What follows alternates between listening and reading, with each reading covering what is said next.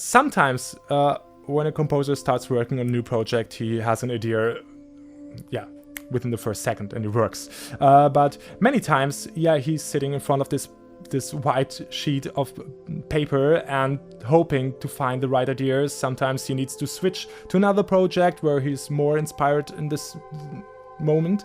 Many times it's a thing of hours and not days, fortunately. Music can be used to enhance any experience, including the experiences of guests within a theme park. Through the use of audio, attractions can create atmospheres specific to a themed area, or even build tension moments before visitors board a ride. I was speaking with Xaver Willebrand, the managing director of IMAscore, to find out more about how music is produced for theme parks. IMAscore are one of the leading companies within the audio experience industry, having provided customized soundtracks for many leading theme parks such as Europa Park, Kings Island, and several resorts operated by Mann Entertainments.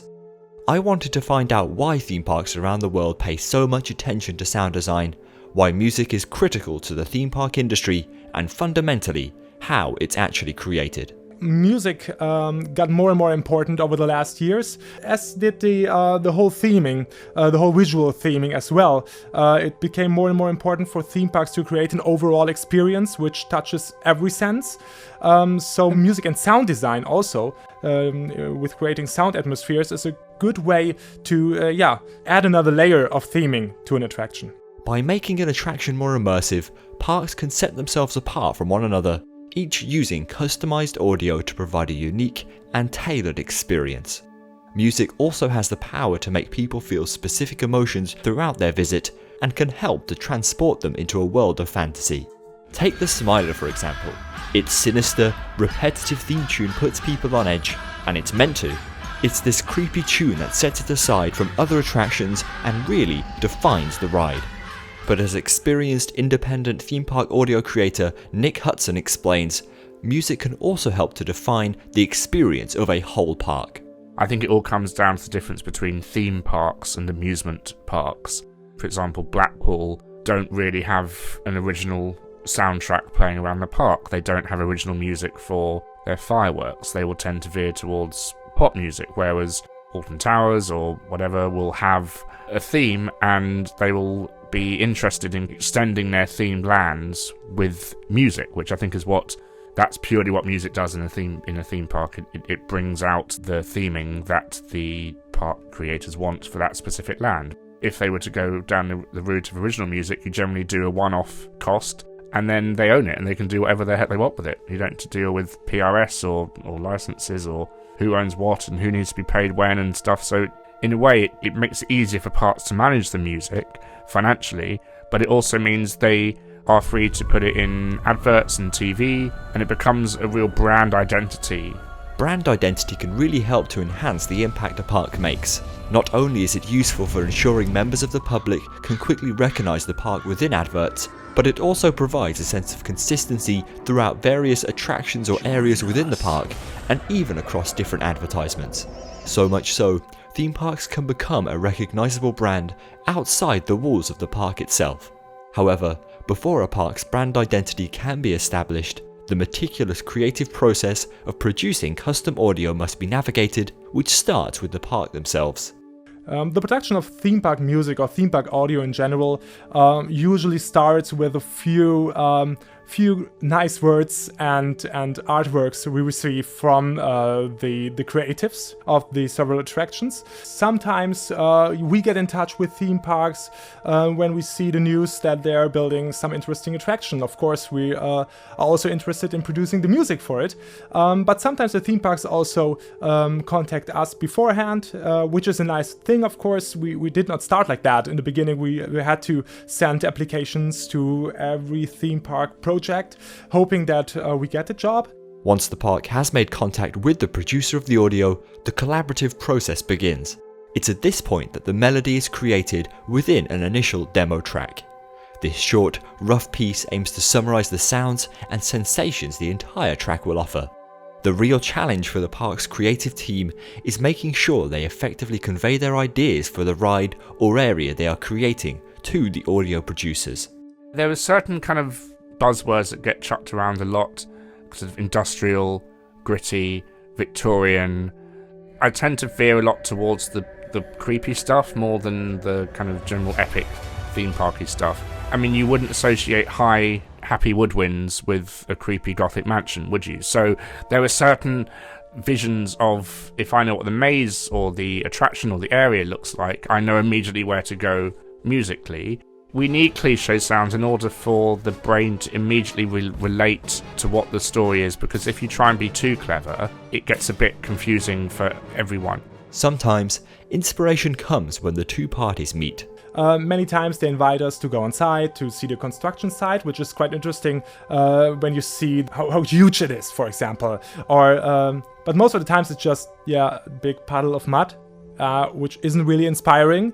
But what's really inspiring is the creatives working with us on site, telling us, okay, there will be this big house or this big building or this creature which will attack the guests when the ride passes by. That's what really inspires us. They think they inspire us just with seeing the site, but what really inspires us is this personal connection between the creatives, our clients, and the project, because they already have something in mind. They always have. Also musical wise, even though they sometimes can't describe it, they still have something in their mind, but they maybe don't know it at this point. But we still need to understand them more than the project. It's more important to understand what's in the head of your client you're working with, the creatives.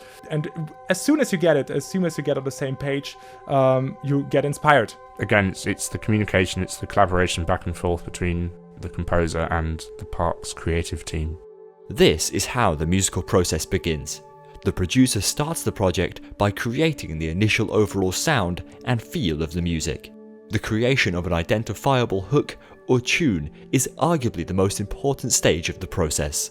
The producer must find the balance between a recognizable yet subtle melody that seamlessly blends into the designed area or attraction.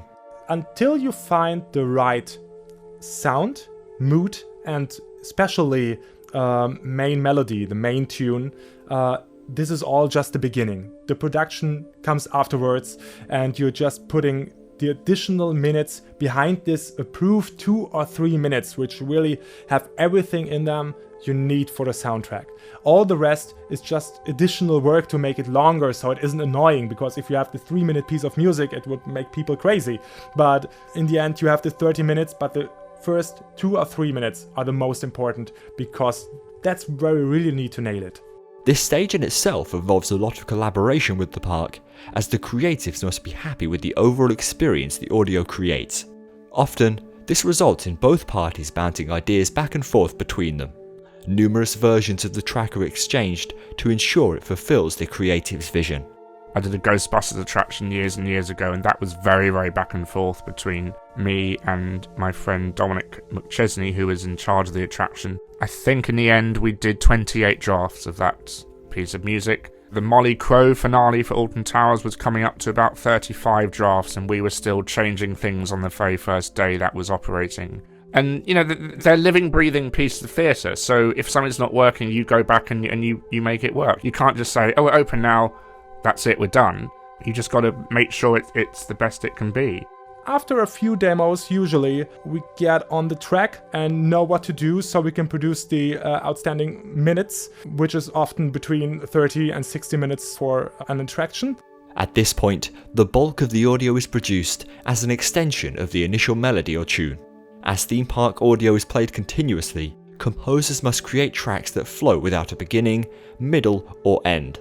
They must ensure the audio isn't too repetitive, but still weave in and out of the main melody. This is achieved by creating unique layers of sound, each one designed piece by piece. To do this, composers utilize a range of methods. We have 2 kinds of composers in our team. Some of them are just, we call them clickers. They are just using their mouse to put all the little MIDI notes together for the several instruments. But we also have a lot of composers working with their MIDI keyboards. They're just playing on this keyboard, playing each instrument they like to have in their arrangement, which makes it often a little bit more natural, because you're human, so you do mistakes. which makes music more lively and more dynamic. I use a digital audio workstation called Logic Pro, which is for Macs only, because Macs are the best. And that enables me to very basically plug a keyboard and some mics into it, and it provides you with a whole load of sounds that when you play stuff on a keyboard, it will create a violin playing that noise, or a trumpet, or 25 French horns, or anything like that. And you just lay, it's like painting a picture, so you have one colour and then you just lay the colour on top of the other colour. It's doing what's called an arrangement window, working with stems. Some projects can get up to 200 stems of audio, and it can get very complicated because you can't remember where that flute was that you need to edit.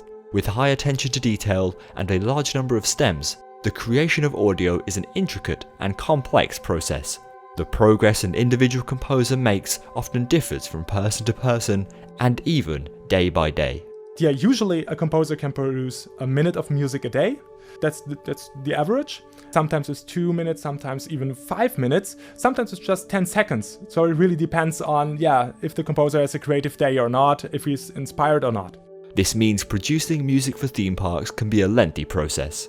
Between the initial back and forth discussion of the park's creatives and the composer, to the final production of the full-length track, the audio can take weeks, months, or even years to produce. Sometimes, like for many projects for Phantasialand, we start 2 or 3 years before the opening of an attraction. So we have a lot of time for back and forth, trial and error. On other attractions, we just have a couple of weeks producing half an hour of music. So that differs a lot. It don't get better just if you have more time. Sometimes pressure is a good thing. Once the initial full track is complete, it's sent over to the park's creative team for further comments and potential changes. This can lead to more drafts of the score, but once these have been addressed, the music is handed over to the park and the job of the composer is finished. Once it's done, it's done. You know, they bought the product. That's generally how it works, is you do the job and you hand it over. The audience is always the final part of any collaborative process, because they will tell you what works and what doesn't work. And I'm always interested to go to attractions and just stand back and watch how people react, and oftentimes it's more positive than not, but you have times where things don't work and you just go, okay, well, let's make it louder or scarier or funnier or whatever. Once one project is finished, composers will then move on to the next one. There is a continuous cycle of projects for them to work on, each one offering its own challenges and excitements along the way. Theme park music not only helps to create more immersive experiences within various attractions, but also provides an outlet for talented, creative, and passionate musicians and composers to do what they love. I'm really happy with all the work we've done, and I'm very, very proud of my team here. Earning money and your livelihood with music, with something creative, that is never for certain that you are able to do that, and that is so cool that we started as 3, we are now 11, 7 of them composers, and we're very happy that we got so lucky and that we got this chance to do it. Ultimately, audio is a core component of the theme park experience. Not only can music help to establish the identity of a theme park, but it can also enhance how guests interact with the park itself. Audio is crucial for building immersion and excitement, both of which give a park or ride the opportunity to establish a unique and original experience for guests. Music belongs to theme parks. When you enter a theme park, you want to hear this entrance music. You want to get in this positive, happy mood. You don't want to walk in silence. All the time we visit the theme parks without music, you really feel like something is missing. Music, as I said, does not need to be too much in the foreground. It's enough when it's in the background and gives you, in a subtle way, it helps you to get in the mood of your upcoming day.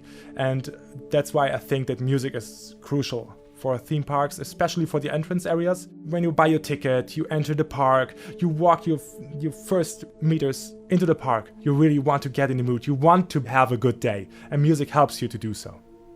A huge thanks goes to Xaver and Nick for taking the time out of their busy schedule to be interviewed by us. I had a lot of fun talking to them about how theme park audio is actually created, and I hope you guys enjoyed watching the video as much as I enjoyed making it.